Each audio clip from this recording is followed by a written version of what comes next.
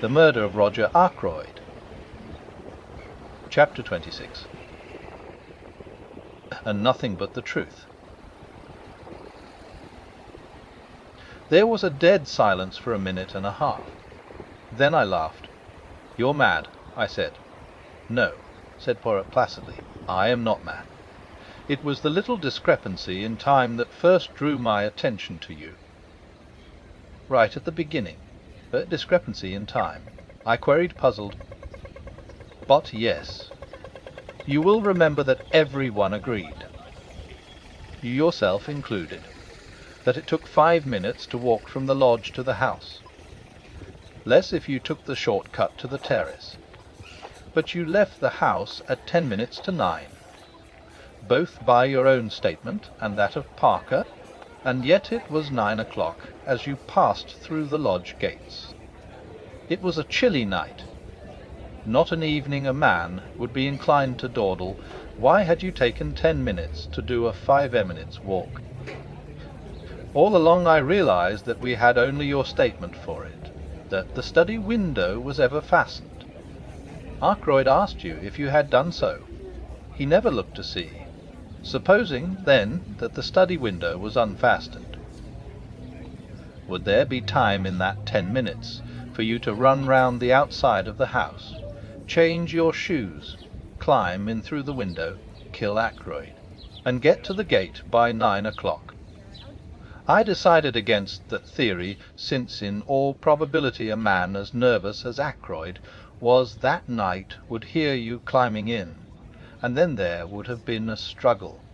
But supposing that you killed Ackroyd afore you left, as you were standing beside his chair.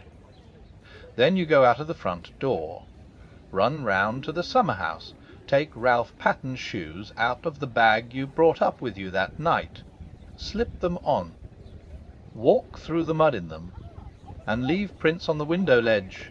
You climb in, lock the study door on the inside, run back to the summer-house, change back into your own shoes, and race down to the gate.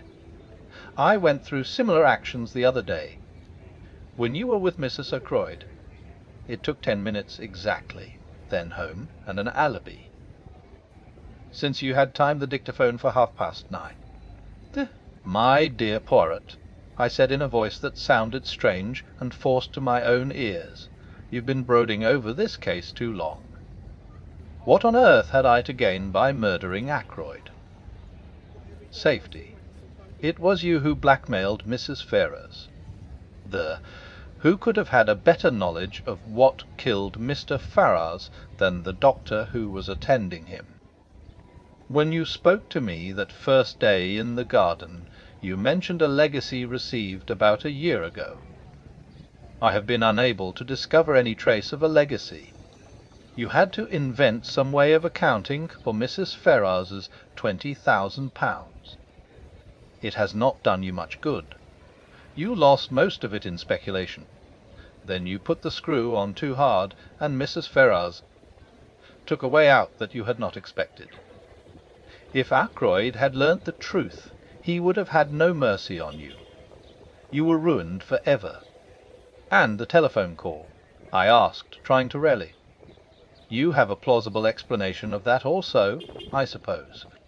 I will confess to you that it was my greatest stumbling block when I found that a call had actually been put through to you from King's Abbott station. I at first believed that you had simply invented the story. It was a very clever touch, that. You must have some excuse for arriving at Fernley, finding the body, and so getting the chance to remove the dictaphone on which your alibi depended. I had a very vague notion of how it was worked when I came to see your sister that first day and inquired as to what patients you had seen on Friday morning. I had no thought of Miss Russell in my mind at that time. Her visit was a lucky coincidence, since it distracted your mind from the real object of my questions.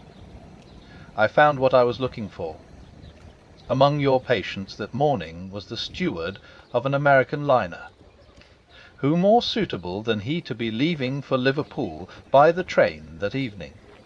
And afterwards he would be on the high seas, well out of the way.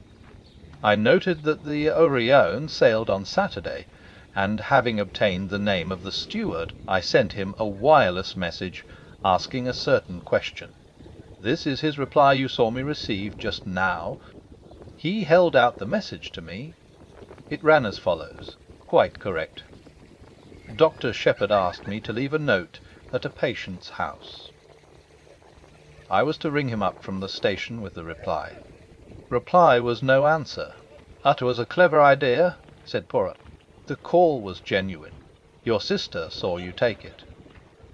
But there was only one man's word as to what was actually said. Your own. I yawned. "All this," I said, "is very interesting, but hardly in the sphere of practical politics. You think not? Remember what I said. The truth goes to Inspector Raglan in the morning. But, for the sake of your good sister, I am willing to give you the chance of another way out. There might be, for instance, an overdose of a sleeping draught. You comprehend me, but Captain Ralph Peyton must be cleared. Ave sans dia. I should suggest that you finish that very interesting manuscript of yours, but abandoning your former reticence. You seem to be very prolific of suggestions, I remarked. Are you sure you've quite finished? No, that you remind me of the fact. It is true that there is one thing more. It would be most unwise on your part to attempt to silence me as you silenced M. Ackroyd. That kind of business does not succeed against Hercule Poirot. You understand. My dear Poirot," I said, smiling a little, "whatever else I may be, I am not a fool." I rose to my feet. "Well, well," I said, with a slight yawn, "I must be off home. Thank you for a most interesting and instructive evening." Poirot also rose and bowed with his accustomed politeness as I passed out of the room.